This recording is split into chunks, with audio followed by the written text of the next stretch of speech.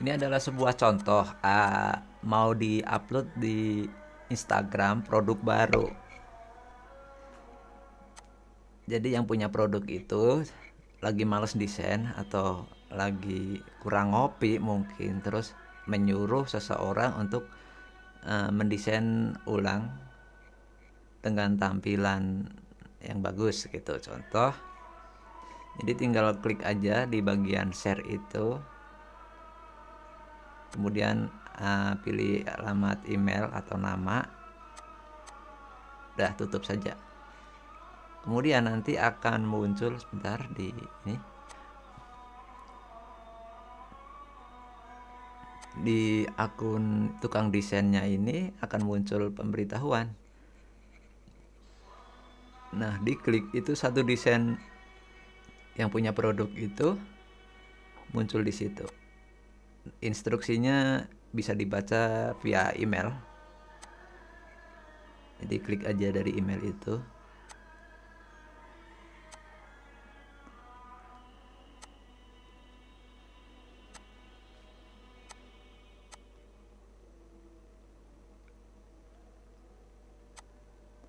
Oke, pertama saya mungkin akan mencoba hapus latar belakang dengan remove background ini. Secara otomatis ya untuk yang Canva Pro. Jadi sekarang Canva itu ada program uji coba gratis, bisa didaftarkan pakai akun Gmail teman-teman. Itu manfaatnya banyak banget untuk Canva Pro. Jadi untuk masalah desain-desain untuk Instagram ataupun promote produk untuk WooCommerce ataupun marketplace bisa pakai desain instan pakai Canva ini.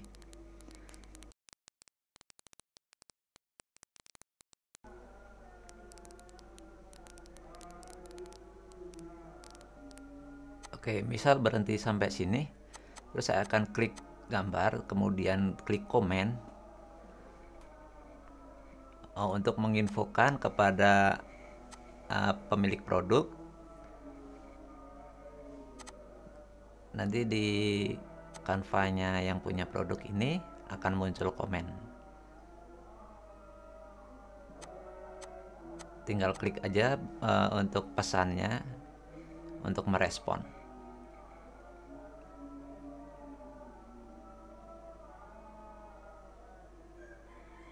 Bisa ada yang kurang atau butuh revisi, bisa ditulis di situ, tinggal replay aja. Kemudian yang tukang desainnya juga akan mendapatkan respon itu. Jadi ada instruksi berikutnya, oke.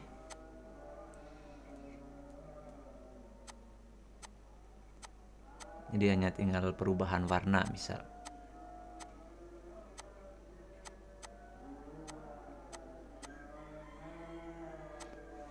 Yang ini jadi agak terang dikit. Nah, misal kalau sudah selesai, anggap aja tugas desainernya sudah fix gitu. Tapi ternyata masih ada yang perlu diperbaiki. Nah, itu bisa diperbaiki sendiri. Misal digeser ini yang kurang dikit, atau mungkin ada yang typo. Misal ini hurufnya dibikin kapital yang depan dan ada RP-nya seharusnya nggak pakai titik. Jadi tergantung apa yang materi yang diberikan ya. Kalau tukang desain itu dia hanya untuk merubah tampilan saja, untuk huruf-huruf material lainnya hanya mengikuti. Jadi kadang cuman copy paste aja. Jadi kalau ada kesalahan tulisan dan lain-lain, itu yang disalahkan adalah yang punya produk. Jadi lebih hati-hati nulis. Oke, semoga bermanfaat.